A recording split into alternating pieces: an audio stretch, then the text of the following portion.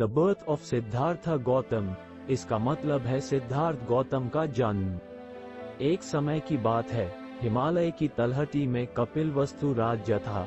यहाँ शाक्य वंश के नेता, बुद्धिमान और न्यायप्रिय राजा शुद्धोदन का शासन था। उसकी सुंदर और धर्मपरायण रानी, जिसका नाम माया था, अपनी दयालुता और अनुग्रह के कारण सभी से प्यार करती थी। एक रात रानी माया ने एक ज्वलंत और उल्लेखनीय सपना देखा। उसने देखा कि एक शानदार सफेद हाथी अपनी सूंड में कमल का फूल लेकर स्वर्ग से उतर रहा है और उसके गर्भ में प्रवेश कर रहा है। जागने पर उसे पता चला कि यह कोई सामान्य सपना नहीं था और उसे अपने भीतर एक शांत ऊर्जा महसूस हुई। राज्य के बुद्धिमान लोगों को सपने की व्याख्या करने के लिए बुलाया गया और उन्होंने भविष्यवाणी की कि रानी एक महान पुत्र को जन्म देगी, राजाओं का राजा या दुनिया का आध्यात्मिक नेता। परंपरा के अनुसार रानी माया ने बच्चे के जन्म के लिए अपने राज्य में लौटने का फैसला किया। जब वे यात्रा के दौरान खूबसूरत लुम्बिनी गार्डन से गुजरे तो उन्होंने हरे भरे दृश्यों का आनंद लेने के लिए रुकने का अनुरोध किया। खिले हुए साल के पेड़ों के बीच यही रानी को प्रसव पीड़ा की पहली अनुभूति महसूस हुई थी।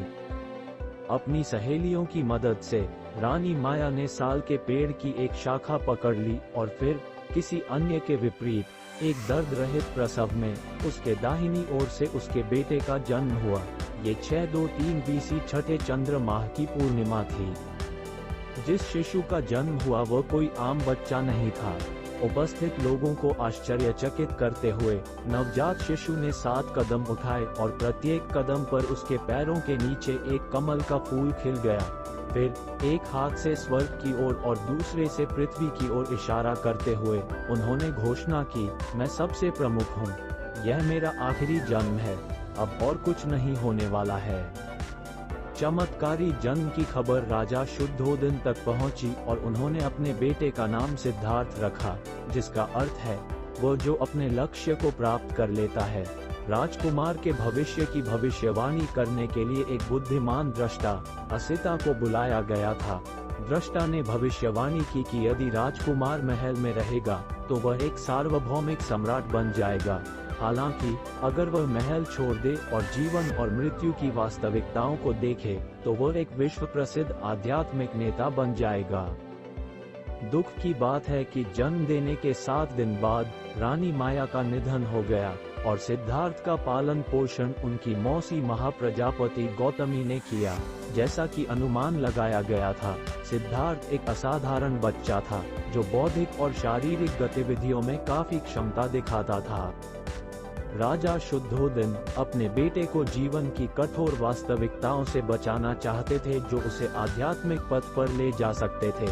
उन्होंने सिद्धार्थ के लिए विलासिता और आनंद का जीवन बनाया। वह सुंदरता, धन से घिरा हुआ था और उसका विवाह एक सुंदर राजकुमारी यशोधरा से हुआ था।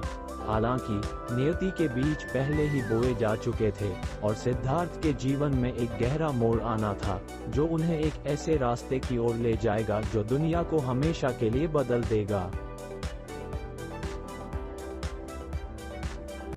दोस्तों, ये कहानी आप सबको अच्छा लगा तो प्लीज हमारे चैनल को सब्सक्राइब करें ताकि हम ऐसा ही वीडियो आप सबके बीच लेकर आता रहूं। धन्यवाद।